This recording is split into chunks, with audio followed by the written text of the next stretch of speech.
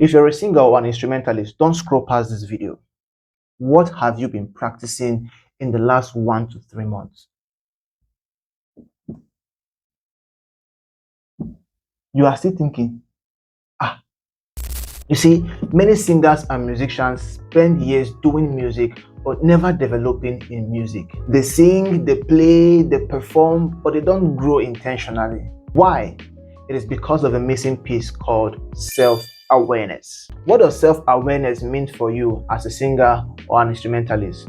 It means having a clear and honest understanding of your strengths and weaknesses, your current skill level, your learning needs and your growth area, and your emotional and creative tendencies. It's the ability for you to step outside of yourself for a moment and say, here is what I do well, here's what I struggle with, and here's what I need to learn next. And here's something you should know as a singer or an instrumentalist. You don't want to keep improving by accident. Nobody grows well by accident, but you want to be able to have growth by intention and design. So here's why self-awareness changes everything. If you realize your ear training is weak, you can start ear training exercises. If you struggle to sing on key, you can start practicing pitch control. If you only play chord progression by memory, you can start learning music theory and chord function. Awareness turns your guessing into direction and gives your practice more meaning. In my life as a keyboardist, I've had to go through different levels of self-awareness that made me explore different levels of growth. For instance, there was a point where I could play the keyboard, but I didn't know the names of the keys. I had to learn. There was a time where I could only play in one key. When I saw other people who were proficient in playing in all 12 keys, that awareness helped me to bridge the gap between where I was to where I wanted to be. There was also a stage in my skill level where I wasn't so good with playing African praise, fast praise worship songs because I was in a church that was used to playing slow worship songs. So my awareness of that gap made me know what resources to look out for and what people to meet in order to help me gain more mastery in that area of deficiency. There was also a point where I wasn't good at playing auxiliary keyboard in church settings. Experience and exposure made me to realize my deficiency in that area.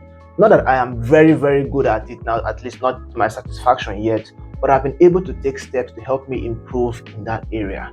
That's because of the power of self-awareness. So now I'm going to give you 4 simple tips on how to develop your self-awareness as a singer or as an instrumentalist. Number 1, record yourself often. Sing and record yourself, or play whatever instrument you play and record yourself. Hear how it sounds, criticize it. Look out for what sounds good to you and what did not. Look out for what worked and what did not work. Develop self-awareness by recording yourself and criticizing what you did. Number 2, ask for feedback. You can ask for feedback from a professional who you have access to or from someone who is just above you in skill level. Not everyone's opinions may matter, but feedback will be very useful to you in your growth journey. Number 3, write down your skill map. Identify areas where you are already good at and areas where you know that you genuinely need improvement or guidance. And finally, number 4, plan your growth in phases. Don't try to learn everything all at once. Yes, I know that we are bombarded with a lot on social media. You see this one singing in this way, you see this other one playing the keyboard in this way, and you feel like you have the need to learn everything. That will only get you stuck and more overwhelmed. Plan your growth in phases. Set goals, set targets. You can plan and say, between now and the next 3 months as a singer, I want to work on my breath control techniques. Or you can say, I want to master how to perform using certain kind of riffs and runs. I want to learn pitch accuracy or pitch control in the next 3 months. Then you focus on that. You look out for materials, you look out for videos, you look out for courses that will help you focus in that aspect. Maybe as a keyboardist, you can say, oh, I want to master how to play my skills more effectively. And so I'm going to give myself X number of weeks. I'm going to give myself X number of months to practice my major skills in all 12 keys. I want to learn how to play a particular type of chord progression, and I want to be incorporating it in every or most of my songs. So from now to the next 3 weeks, from now to the next 6 months, I want to practice this particular musical concept. By so doing, you're able to measure and track your progress. You're able to implement more self-awareness in your musical development.